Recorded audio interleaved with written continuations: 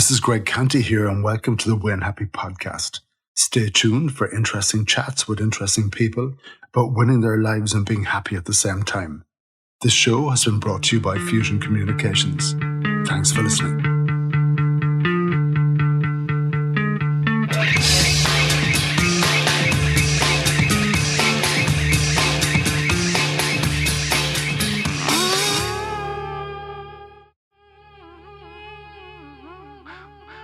In this episode, I chat with CEO and founder of Starcircle in Cork, James Galvin.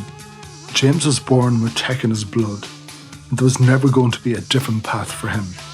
He saw the possibilities of technology to solve the huge global talent challenges experienced by giants such as Google and Facebook. He developed sophisticated technology-enabled solutions to discover the impossible to find talent, to enable companies to grow quickly. He chats about his love of technology, the early role of Vietnam for the business, and the success and further potential of Cork as a tech hub. Let's hear from James. James Galvin from Starcircle, a big welcome to the Win Happy podcast. How are you doing? Thanks very much, Greg. Not too bad. It's so good to be out and about, recording this in person in an iconic Cork city building. Could you tell me a little bit about the building? Yeah, this is the Thompson building. They used to make Swiss rolls here, I think. It was a bakery going back to the 1800s. You can see the original stonework and the original columns here, and it hasn't changed a whole lot since they built it, but it was definitely a very well-known building and made a comeback as part of the Victorian Quarter overhaul. They renovated it a couple of years ago and still in the process of renovating, but yeah, it's great to have it back. It's a stunning building, and where we're sitting on one of your offices and looking at all the old brickwork and everything, it's just gorgeous. And in this era of remote working and physically coming into a space, I think it's fairly important as an employer that your space is pretty cool and attractive if you want to get people to leave home, hop in the car, drive to work, park up and come through the door. Yeah, definitely. Well, we wanted a cool building that looked great, had a good vibe to it a couple of years ago, but it's changed now, and it's no longer about having a cool building, but it's having a building office space that serves a function that cannot be served from sitting at home at your desk. So we don't want this to be 9-to-5 office space like the 2019 model, but we have to kind of evolve it and make it something maybe, creative spaces, kind of whiteboarding, innovating, getting together when you want to actually run workshops and things like that. So there are desks here. You can sit down and do your 8 hours if that's what you want, but most people will probably take maybe a few hours here and there and, work partly from home, work partly from the office. And I think we haven't really figured it out yet fully, but moving to something a lot more flexible. And the role of the office is changing anyway. Yeah, and it's probably important not to try and figure it all out right now, because it still seems to be a movable feast, doesn't it?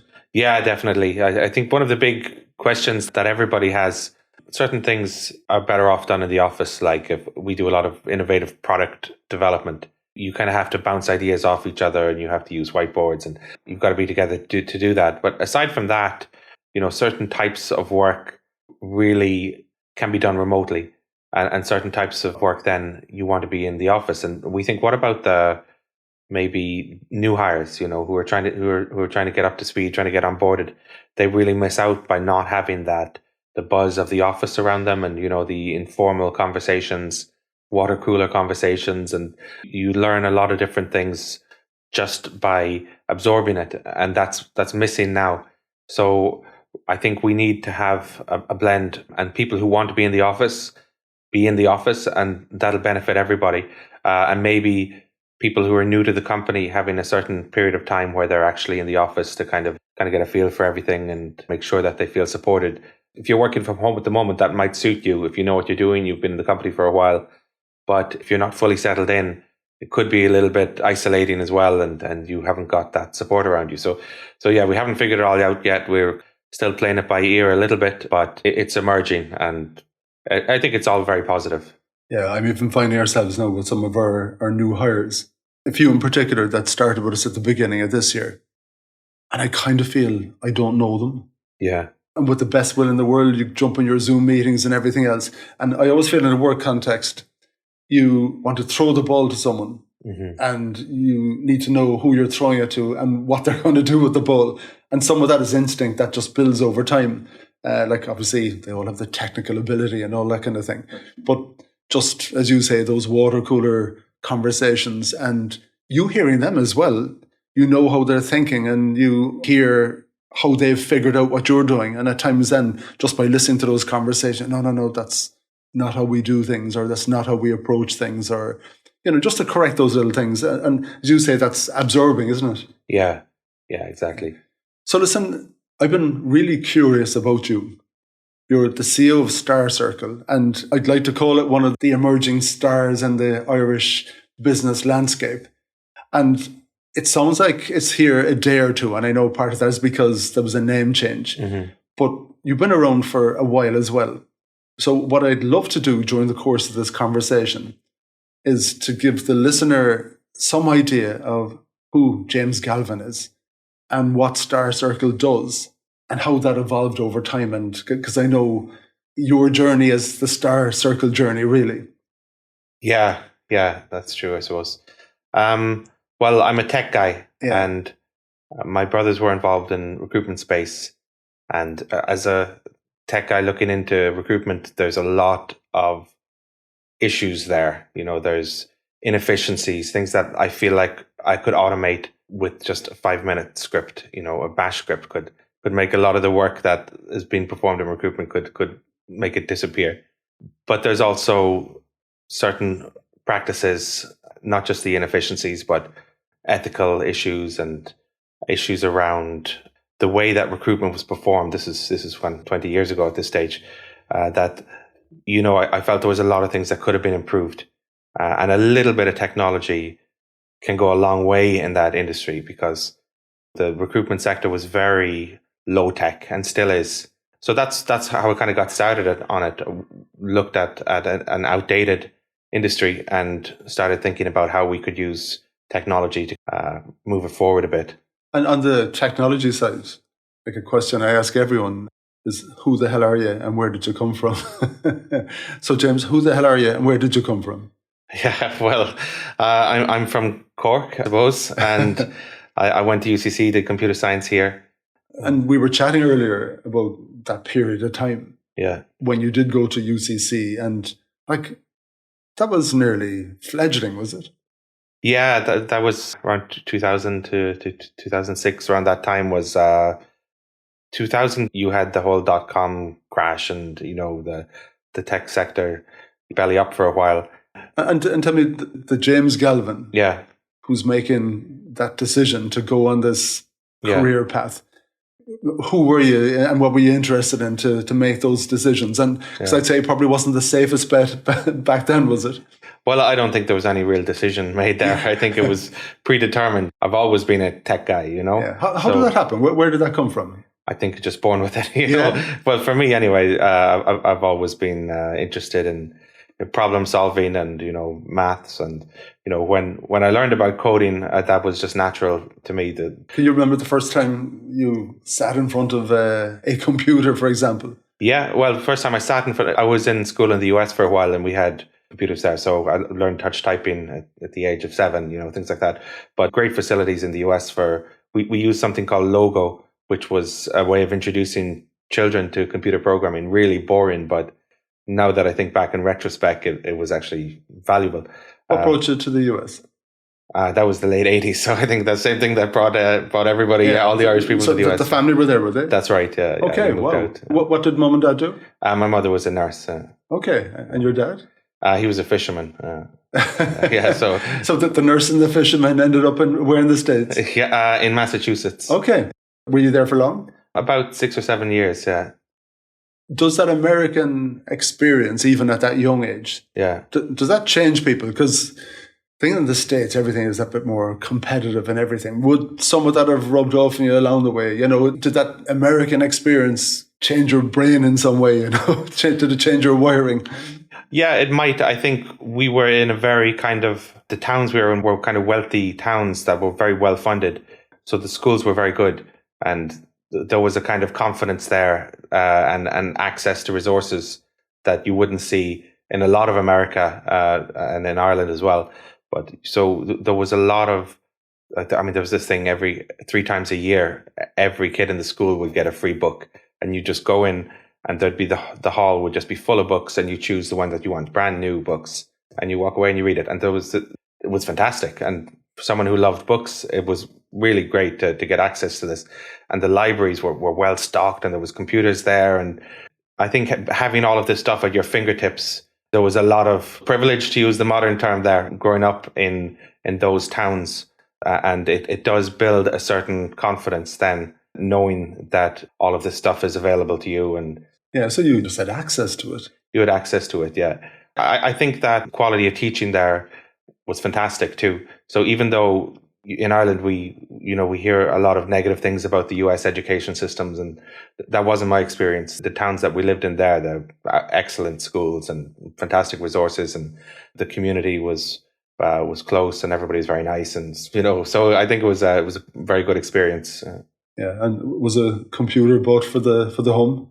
Not at that time, but I was able to go down to the library, use the public computers there and in the school, so there was no shortage of access. So while everyone else was playing football, were you stuck with the library? I shouldn't say stuck, because you were obviously enjoying it. Well, we played a bit of maybe not football, but we played plenty of games out there too. Yeah, and tell me, how old were you when you came back from the States? Would have been 11 or 12, I think, when we came back to Cork then. Yeah. Was that heart-wrenching? No, to kind of go with the flow. That was great to be back too. Yeah. Okay. So you were easy enough one way or the other. Exactly. Yeah. Describe that Cork that you came back to, relative to Boston. Well, we came back to West Cork and first in Schull, and for contrast, now I love the place. It was great. Schull was a lovely town and easy to go fishing every day, all the stuff that you'd love as a kid. But I suppose for contrast in the schools, my seat was back against the wall. So I would peel off the layers of lead paint going back to the 1800s bit by bit. And we had an encyclopedia in the classroom, but when we were learning about World War II, I couldn't find it in the encyclopedia. I could only find references to the Great War till I realized that the encyclopedia were from the 30s, so World War II hadn't happened yet. So oh my gosh. In terms of resources, it was definitely not on par. But there were other strengths, and it was still a great place to go to school in West Cork. And I went on then to Rosscarbery, and Mount St. Michael also was a great school. So I think I got very lucky that wherever we went, there was a great environment, I think. Yeah, and satisfying your tech appetite. How did that happen? Well, I'd say there was a bit of a hiatus there for a few years without having access to computers. But I think I got a computer then, would have been around when I was 16.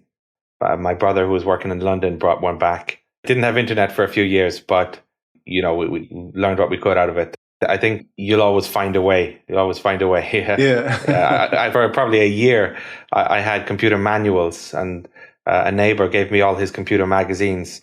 So you'd still be teaching yourself in your head, even if you don't have a keyboard to type things out on. I'm just trying to imagine what that was like. So in terms of career choice and education, there was never going to be anything else, was there? No, I think it was just natural, we just roll into it, yeah. Yeah, there was no resting in your head as to what I'm going to do one way or the other. No, exactly, yeah. I did started out with, HTML, making websites and things like that. And I used to go into Vibes and Scribes, and you could get these big, huge 2,000-page manual books about HTML, or one was Vermel, which is kind of 3D markup language. And you pick them up for like a couple of pounds in £2 because they're outdated in Vibes and Scribes. So I'd buy those books. Even when I didn't have a computer, you'd be reading, kind of visualizing the Vermel and the animations that you're making. Then when you can sit down in front of a computer, you can crack it all out. So, so did it start proper for you then when you walked in the doors of UCC? I'd say before that, because I started with the website. So you'd be doing what you can, creating websites, and some of them you get paid for and some of them you don't. And sometimes you'd be trading, you do a website in exchange for something. And throughout UCC, I was always doing that. So with UCC, definitely it added another level to things. You had people who knew what they were talking about, teaching how to do things the right way. Yeah. So no, you were immersed in that tech community. Yeah, I suppose to some extent the community was maybe fragmented in a lot of different ways, but I kind of got into the maybe open source Linux type community. I think was the one that was most attractive to me, but wasn't really in much of a community, but I was kind of just doing things my own way, Yeah. Yeah. We were chatting earlier and you were describing how the Cork IT scene would have evolved since then. Could you take me from those kind of college days to lights turning on in Cork around that and the possibilities? I think it's pretty important as well when we are talking about Cork and we're talking about Thompson's. Like you mentioned, you were in the States. Yeah. Like in our generation, we lived through unemployment, a lot of unemployment. I know certainly with me, like in the 80s and the 90s, the one thing you did from a Cork point of view is you left it. Yeah. And it was London or the States, or some people did the Australian thing and everything else. Whereas in that period of time, and you were probably just at that peak of that curve when it was all coming back. Yeah, that's right. So starting around 2000 was the big crash. Yeah. And when it re-emerged again, they called it, Web 2.0, which I think was around 2004, 2005, when I was kind of finishing up with degree. Everybody realized, they could create their own startups, and, there was a real buzz. There's things like accelerators and all this kind of stuff starting to form. So we didn't know exactly where things were going, but everybody was making their bets, and they were trying to define what's happening and what's going to come out of all of this. And at that point, were you thinking, oh shit, I've chosen an awful career path, with the bus and everything? Or did you have a fairly clear idea as to how you were going to manage on that path? I didn't have a clear idea, but I wanted just to learn everything, or a little bit about everything, become a bit of a jack of all trades, in terms of software development knowledge and Linux systems administration and security and operating systems, a bit of everything, knowing that at some point then I can take an idea and run with that and double down on that. So the space that we were in, my brothers were involved in recruitment. So that was one that hadn't been disrupted yet. So we were looking at the space and knew something was going to change. There were job boards were everywhere at that time. Job boards were springing up left, right, and center. But it wasn't really a material change to the way that people recruited. At that time, I think LinkedIn was just starting out, had very few users, and that was the big explosion that was coming. So we knew something was coming. We didn't know exactly what it was going to be. It's like the ultimate database, really, isn't it, for anyone who's working? Yeah. Or wants a job, yeah. Yeah, before that, I think your database was this secret thing accessible only to you, and recruitment companies would really value their database. You'd hear about people stealing someone's database and all that kind of stuff. So LinkedIn brought all of that out in the open. You can connect to whoever you want to connect with, and they're all there online, and it changed everything, really. Have you ever worked for anyone else? Yeah, I did. I did many times. So I suppose I was always working while I was in college, for example. Okay. But I did a year at Intel as well, so got experience for what it's like at big multinationals. And what was it like working in big multinationals? Intel has a phrase called copy exactly, where they'll build, let's say if they're building a new fab or something like that, they'll copy what they did in previous location, or in Folsom in California, for example. And the advantage of that is that it's incremental. You're building up this incremental knowledge because you've done the exact same thing before. So it's less risky. It's less likely to go wrong, because any problem that you might encounter probably has been encountered before.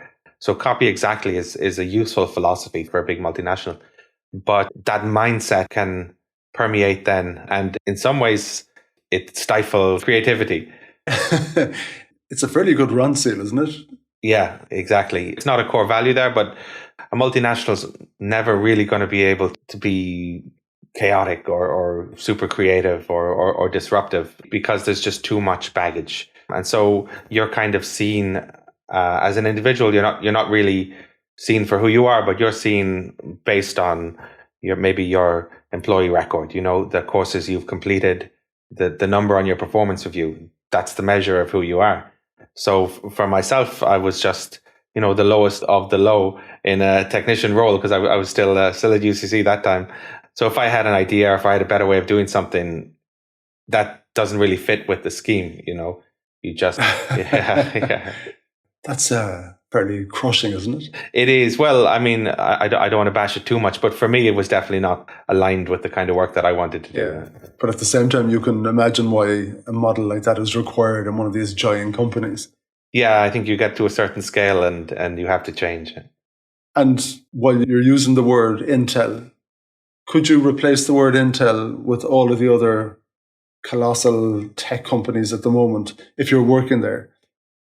Well, probably to some degree, but some of them have taken different approaches to stop this from happening. And how you structure your organization, you can create skunkworks teams, for example. Apple would have done this a lot. You put them off site somewhere and give them freedom to break things and do things differently. So a lot of the big tech companies, Google, for example, is famous for having small groups of kind of semi-autonomous teams focusing on solving problems. So they try to solve this in different ways, but a culture will develop, and naturally in any of these companies, a culture will develop, and there's always going to be some strengths and weaknesses to whatever culture does form. So I think I've never really been good for fitting into system anyway. I always kind of break the system, and so probably not, regardless which company is, I'm probably not going to be a prospective employee at any of them. Yeah. And yet then, if Intel had a little cluster like that inside in a place for the likes of a James Galvin, who are creative and who want to break things and who want to change things, if that was in place there, is there a chance that you could still be working on Intel? I don't know, maybe, but probably probably not. Probably not. Yeah, fair yeah. enough. Okay, so I think it was a decision made. You were going to do your own thing. Yeah, I kind of always knew that. So go on, take me on that journey. Well, I mentioned my brothers were in recruitment, and one based in the US and one based in Ireland. And we had this opportunity at Google, who were scaling very quickly at that time in Dublin. And they were trying to hire lots of Python engineers and network engineers, and the type of job description that wasn't very common in Ireland up to that point. And if you wanted to recruit for those roles back then, you could go onto job boards, but you'll only get the tip of the iceberg of active job seekers, and it wasn't very effective. Or you could go to recruitment agencies, and they'll find you some people, and they'll charge you 20 or 25% of the annual salary of anybody who gets hired. But Google were very slow to hire people. They would interview 7 rounds of interview over a 7-month period, and then final sign-off was personally done by Larry Page, I think, in California. So candidates could get shot down at the last minute due to some kind of cultural variable that's not very tangible. So it was a very tough environment for staffing companies to make money in, because they only make money when there's a placement. Percentage of the wage, as you were saying. Yeah, exactly. So how can a company like Google actually scale in that environment? How can they hit the number of hires that they needed to hit? So we came up with this solution that's somewhere in the middle of a job board and an agency, and that developed some software. The recruiters at Google would log on every day and put their jobs on this web portal, and then anonymized candidate profiles would start to appear. And they would be able to do a quick preview in the web interface. And if they wanted to interview this candidate, they would give a thumbs up. If they didn't, then just thumbs down. So every time then they gave a thumbs up saying, I want to interview the candidate, we charged a flat fee. So it was kind of a pay-per-interview model, which gave us the ability then to scale it without being depending on them to actually make the hire. So it gave them a pipeline of talent coming in. And it was very effective. They ended up making a lot of hires out of it as well. So to kind of put it into my simple language, they've got this big, long pipeline. Yeah. It's a very long, drawn-out process. And if you get paid at the end of the pipeline, well, you're starving for a good amount of time. But if they want to recruit, they need a big, big pipeline because they've so many stages in their process. So what you're literally doing is you're plugging into their pipeline, giving them loads of candidates. And you get paid for good candidates, really, as opposed to candidates who go all the way through the process. So Yeah. that's good. That's gold really for them, isn't it? The ability to identify candidates in the first instance. Yeah, that's right. And one of the issues back then is that the hiring was very locally focused in that most companies in Ireland, when they were trying to hire people, they would, they were still posting ads in the newspaper and stuff like that. So you have to go much broader.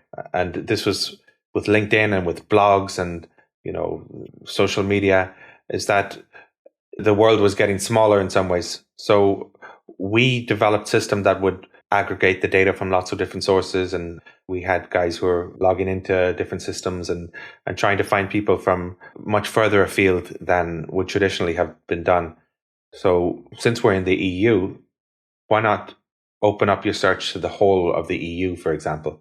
That's something that recruitment agencies couldn't feasibly have done at the time, but we were able to do it because we were tech enabled and we had this innovative approach to it.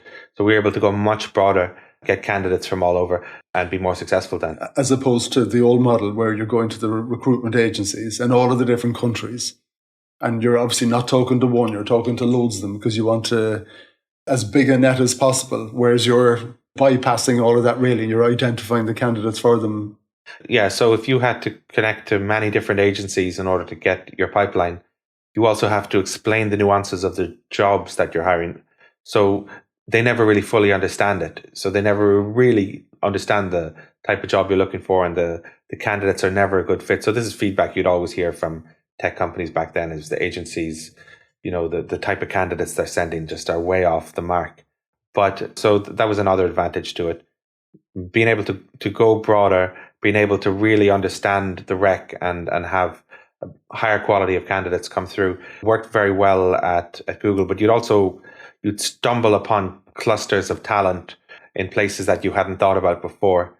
When we were doing this for Facebook, I remember an example. There was some facility in Brno in Czech Republic. It's a fairly small city, I think the size of Cork, but they had this great cluster of tech there. IBM had the system there, and the people that they had working there had a very complementary skill set to what Facebook were looking to hire at the time in Dublin. And so you could stumble upon this cluster of talent in Brno, which was not on anybody's radar at the time. But that's what happens when you start going broader and start using the data to try and find out where the best candidates are going to come from. And is it technology that enables that, James? Well, or is it technology and thinking? Yeah, I guess it's how you define technology, but it's definitely technology and thinking and process innovation and automation and all of that stuff. I just pile it all in together and call it tech. Okay. Yeah. And what you're describing now, would it be fair to say that was vSource? Yes. And vSource has a big footprint in Vietnam, doesn't it? Yes. So was all of this built out of Vietnam, or was it an Irish footprint at the same time? It was Irish first. So we built it in Ireland in the Webworks on Eglinton Street. And Vietnam initially was to get some scale around the data aggregation and the scoring and the cleanup. Back then, people were using resume files, doc files. And if you upload a doc file, you have to parse it into its constituent components, like the name and the job title and the different companies. And these weren't so accurate back then. So there was a lot of cleanup and manual data processing type work to be done at the time. So that's what we started out, that it was just an auxiliary service center that helped with scale. Over time, we did add more software development out in Vietnam and product, and we started doing more activity from out there. But Cork has always been the HQ, and it's where the company was born, and I think where you were born. Yeah.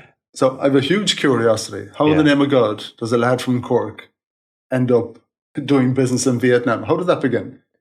Well, when we were looking at companies like Google and the scaling that they needed, and we had this web interface that could help them quickly move through quick previews of candidates, but we needed scale on the back end behind that, where the candidates are going to come from, and kind of created this assembly line approach. You would have some technology around aggregating data from different sources, but it wasn't good enough, and there wasn't enough of it. You needed people as well who could add to that process. So you would have people who would, use the job boards and who would clean up the parse data, like I mentioned earlier, from the resumes, and do some of the matching, and add the human insight on top of the technology matching. The research function, a lot of it needed to come from somewhere. We had some people in Cork who would call candidates on the phone, pre-qualify them. Are you interested in working for this company? Are you available? Can you send me your updated, that kind of stuff, just to kind of get the last mile on it. But the research component, where candidates are going to come from, where the long list is going to come from, well, would have been great if we could have done it 100% using tech, but I think it was pretty apparent that it's not possible, because technology can only get you so far. You need people. So we needed the ability to scale quickly. And we looked at a number of different potential options. And at the time, my brother knew somebody in the US who was Vietnamese American and was available to go and set up a center out there. So she set up something in Vietnam, and it gave us that scale we needed. We soon had 20, 30, 40 people out there downloading CVs from job boards, parsing resumes, cleaning things up. And when economic crash hit then in 2008, there wasn't a whole lot going on in Ireland for a while. There wasn't much recruiting. And we looked at Vietnam. There were 4 of us sitting in the office in Cork and doing the same thing every week. And we had no clients here. Our clients were all in the US mainly. And why don't we go out to Vietnam and work from there for a while? So that's what we did. And to pay the bills for a few years, we started doing software development, third-party software development, and working with startups, doing rapid prototyping and things like that, just to try and develop our tech capabilities while also get some cash in when nobody was really recruiting. Pay the bills. Yeah, exactly. Yeah. The reality of life. Yep. How long were you out there? Well, I was in Asia for 10 years, but back and forth between Singapore and Vietnam. Was it a good living experience? Yeah, it's great. Yeah. I think Vietnam is a lot of fun, very chaotic in some ways and fast moving. Whereas Singapore then is the antidote. It's very slow and structured and, very safe and predictable environment. So it was good balance going back and forth between the two. And what do they make of this Cork lad out there? Yeah. Well, I think Irish people fit in very well in Vietnam. The main barrier, cultural integration there, is just language. And once you kind of learn the language a bit, then it's very easy to settle in. And everybody loves football and, loves going for a beer or a few beers. And that breaks down cultural barriers very quick. Exactly, yeah. Especially in the South, it's very kind of easygoing, laid back culture. So, I fit in very well there, I think. Yeah. And tell me the evolution from vSource to Starcircle. Does that change with the kind of service offering? Yes. One of the big challenges we faced over the years was that our value proposition was around going broader, going further afield, building a pipeline, not just with candidates that exactly fit the requirements of what you're looking for, but something more than that. Candidates that might potentially be a fit, but you're not 100% sure. Because what we saw is that companies would come to us with very narrow requirements. So this is exactly what I'm trying to fill. And we know that there has to be a little bit of give and take. You have to be willing to compromise on some of those requirements sometimes if you want to get the best quality hire. And the companies that are willing to do that are willing to go a little bit broader, to pipeline candidates against future needs, or maybe to just make their job descriptions a little bit broader, being open to speak to people who are slightly away from the bullseye. They're going to be more successful. Whereas the companies that come in with very well defined and very narrow focus on who they want to hire, it's going to be a struggle. And when we're looking at the talent pool, or when, let's say a job goes on to vSource at the time and candidates come back, if it's a very narrow talent pool, the search is done instantly. Here's the 5 candidates that match your job. Now what? You need 100 people. Here's 5. Yeah, exactly. So there's a conflict there, and somebody has to get onto the recruiter and explain there's only 5 candidates there. So if you want more, you have to compromise one of your parameters, or you have to add to it. Let's change the location. Let's add more locations. Let's broaden the radius there. Or maybe instead of a master's, you need a bachelor's. So now that conversation sometimes can go very easily, but sometimes it can be a little bit more challenging. For example, if you're working with a staffing companies, they're not hiring for themselves. They're hiring for another client. So if you had a staffing company using vSource, they'll say, well, I can't compromise any of these requirements because the client that I'm hiring for isn't willing to compromise these requirements. Yeah. So what we found is that some companies maybe would have been less successful as a result of that. And we decided we wanted to focus on the ones that are willing to change and to go to a broader, more proactive approach where they don't have to rigidly stick to the requirements that were there. And is that a little bit of, you've got a problem and we can solve this together? Yes. Well, the pipeline is so big, your requirement is bigger than the available pipeline. So in order to solve this problem, we need to shift our thinking a little bit. Yeah, exactly. We need to move the goalposts. Yeah, and to do that, it requires a degree of credibility. If I say that to a recruiter who's been doing this job for decades, they're going to say, are you telling me to do my job? Yeah, who are you to tell me what my requirements are? Exactly. And well, the thing is, you can't argue with the data, and because we're doing this using our tech and using the data that we've got, we can back it up. We can back up what we're saying. So this became a big part of what we're doing, is having those conversations with our clients, helping to bring them through it to more of a data-driven sourcing approach, where we can tell you, if you use these requirements, these parameters in your job description, there's only this very narrow talent pool. But if we were to shift some of these things, then suddenly it opens up a lot of possibilities.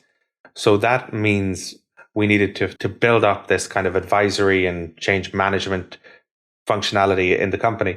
That's why we really had to grow the team here in Cork, where we decided to hire what we call a commercial team. It was originally we call it professional services, but now we call it the commercial team. Yeah. It's like consultancy now nearly. And I see that hashtag you use a lot of the time, talent intelligence. Yes. So before it was names on a sheet and that pipeline. Yeah. But now it's a much bigger scenario, isn't it?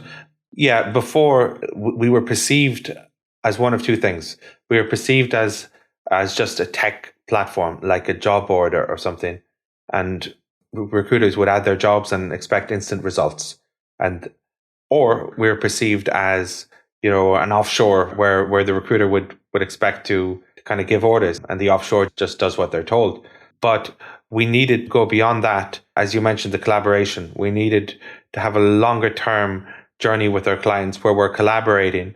We're continuously inspecting and adapting based on the data, based on the reality of the talent pool. We're making a lot of decisions and we're building up on that knowledge.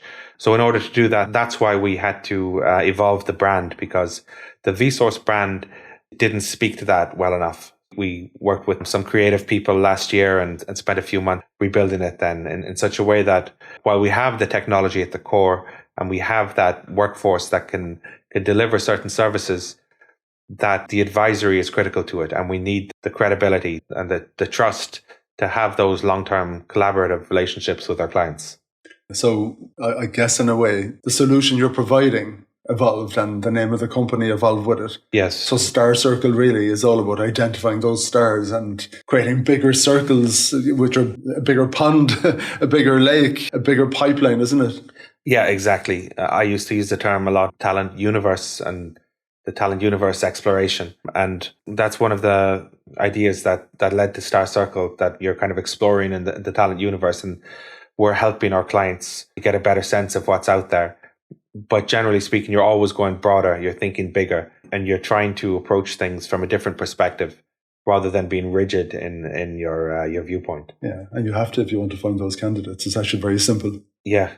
Could you give me an example of one of those clients you worked with where it was all of that and the available talent pool was too small and you had to shift the thinking a little bit and that universe became bigger? Yeah, it happens every day. I think one of the examples we come across a lot, we work with tech companies in the US. We've always worked with the big guys like, Alphabet Group and Amazon and Activision and the likes. But we also work with up and coming new unicorns. So companies that got 100 million in funding and they've got big plans and big ambition and they need to grow fast. Clock is ticking. They've got the money in the bank and they always have very ambitious hiring plans. And a lot of the time they say, we want to hire the best talent that's out there, which means people who are currently working at Google and Facebook and Amazon, Netflix. And, good luck with that one. Yeah, good luck. But I mean, they don't always know that up front, you know. Maybe a lot of the time company will overestimate its ability to hire top talent. So that's a very simple example. It's like, well, why don't we cast the net a little bit further and measure? Sure, we'll try to hire those guys at Google and Facebook and see how we get on with them. We're not going to ignore them. We'll definitely try and measure it. But we'll also kind of hedge our bets a bit and look at people from other companies. And, you know, every month we'll check the data and see who has progressed in the process and who has not progressed. But if you put all your eggs in one basket, then you could find yourself 6 months down the line with very few hires that would put the entire corporate strategy at risk. And, you know, there'll be investors barking down your neck, and it could be a very risky scenario. It sounds to me, James, that it's a bit of common sense from this lad from Cork. With this business, we've got all the tech, we're identifying that pool. That pool isn't big enough for you, so you need to change your thinking a little bit. Even back to our little conversation at the beginning, I guess in a way, if you're trying to hire, the minute you put remote working into the mix, then your talent pool just increases immediately. Yeah, that's a good example. A simple criteria shift. Yeah, and we worked with a lot of companies before the pandemic that never would have entertained remote hiring. And they might even say they don't even want to relocate people. They want, let's say the company's based in New York. We want New York-based candidates only. I don't want to see anybody who's not based in New York. But the pandemic forced them to change their view. Sure, if you're hiring lab technicians or something that need to be on site, you can't budge that. But a lot of the time people found that there was more wiggle room than they had previously thought. So some companies went from absolutely no remote workers to, now we are hybrid. And that opened up a whole world of new talent. I think one of the big challenges when that happens is the recruitment teams are not equipped to deal with the volume that's out there. So if you go saying we only hire people based in Cork, and now not only Ireland, but the whole of Europe, where are you going to start? How are you going to be able to even keep up with the number of people that are out there? So that requires a change then. So the possibilities are everywhere, but having a process and technology in place so you can identify them is a challenge. And you're at the front of that queue immediately. Yeah, exactly. That's incredible. So for anyone who's driving in McCurtain Street, you see the Starcircle building, you're solving problems globally for people recruiting and identifying that talent. Yeah. That's pretty amazing. We'll use the American word. That's pretty awesome, James. Yeah. Can I talk to you just briefly about the tech ecosystem in Cork? It's obviously very successful now. And we were chatting earlier and you were talking to me about the kind of the meetup type things that you used to with this big pool of thinkers who were working in the sector. Yeah. At that time, could you have believed how successful Cork and I guess in a way maybe Ireland would have been? Well, back then, 2006, around that time, the Web 2.0, there were lots and lots of startups emerging and people with ideas and with products that a lot of them became very successful, not necessarily from the product they were peddling at that time, but from the learning experience. Something grew out of that stage. So at the time, well, I was still 24 years old and a little bit arrogant and cynical. So maybe I didn't take all of the ideas as seriously as I should have. So I would say I was now looking at where all those guys are now and the success that they've achieved. It's really phenomenal. And you look at the companies that have grown out of Cork and Ireland over the last 10 years. There's a big change in the air for sure, that there's innovative indigenous companies making it now on the global scale. And I think it's just the beginning, really. Yeah. Is Cork positioned well to escalate even more? Yeah. Well, we've got the population growth coming ahead. We've got the ability to actually live here still. And even though we've got the housing crisis, it's slim. But I mean, compared to Dublin and elsewhere, you might just about be able to find a place to rent. So we've got that going for us. But we have to obviously develop it as much as possible over the coming years if we want to support the ambition and the potential that's there. But it's certainly there. I think there's a great atmosphere around. There's a great vibe. There's a lot of tech companies now as well, the likes of Amazon, that are starting to produce alumni in the area, and people returning from overseas and people returning from the US and Dublin with a lot of skills and ability to run companies and manage products. And so there's going to be more and more of that the years ahead. So we've gone through the last 10 or 15 years has been like, and all the Enterprise Ireland investments and companies, and even though not all of them might have made it on the grand scheme of things, it's been like the biggest training and development plan the world has ever seen. And you have alumni now coming out of those programs, coming out of that era, taking a second attempt, or maybe just leaving the big tech company and going out on their own for the first time. The amount of people that I'm meeting that are really, really good at what they do, they understand their space, they understand product development or software development or whatever it might be. It's really impressive. And if you were in charge of all of this in a Cork context, is there anything the city needs to do to accelerate that even more, maybe even protect it into the future? Definitely, yeah. I think we've got some good universities here with UCC and MTU, and they've each got their own kind of incubator and bridge to commercialization, which is great. The community and the tech community is possibly not as cohesive as it was in the past. I could be wrong because we're just coming out of a pandemic. So the last couple of years naturally was quiet. But, there's great buzz around Cork Chamber and IT at Cork. But maybe there's still some room to add to that, create that environment where people are bouncing ideas off each other and doing a little bit more there. But I think really it comes down to the livability of the city. Yeah. And the biggest threat is, can we actually rent here, and it's nearly, you could do a comparison with your pipeline conversation earlier. Yeah. Someone needs to solve that problem, because you can have all the opportunities in the world, but there's a real issue there, which is, boxes for people to live in. And we need to crack that one. Yeah. You're on the Win Happy podcast. Mm-hmm. I might love playing football. Yeah. But if there were no goalposts, it'd be kind of monotonous after a while.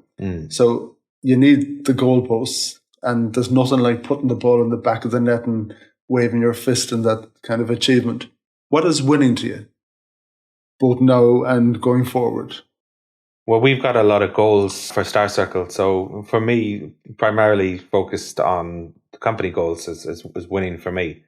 So we've got goals around the product that we're building, our clients and the successes that we want to achieve with our clients, as well as the business itself, overall, the growth and the progress that we're making. So I think for me, that's 100% my focus at the moment. Yeah. When you put the ball in the back of the net, can you give me an example of a fist-shaking moment? Well, it's always nice to sign up a big new client or release, some product features or something like that. But yeah. Yeah. And for you as a Cork man, it must have given you huge pride to be here with Taoiseach. Yeah, that was definitely a very proud moment when Taoiseach was in here. And we've always had great support from the Department of Foreign Affairs as well, overseas in Singapore and Vietnam and Enterprise Ireland. And in Cork, you've got Cork Chamber and Victorian Quarter. They've always been very supportive, and politicians that have come and recognised our growth over the years as well. A load of respect for them, for the work that they're doing. We had a conversation about happiness. This question is going to blow your mind altogether, James. Yeah. What was your best day? What was my best day? Yeah. I'll have to give you two answers to that. One for each of the day that my children were born. Well, that's pretty cool, isn't it? Yeah. Just in case they listen back to this podcast. What are their names? Emma and Dara. Emma and Dara. They were pretty good days. Yeah, definitely. And my very last question, are you winning happy? Definitely, Greg. Yeah, thank you. Yeah. Good man yourself. James, thanks a million for coming on the podcast. Congratulations on your success and creating this buzz and opportunity in our city that we love so well. That's great. Thanks very much, Thank Greg. you so much. Good man. Right. Thanks, James. Thank you.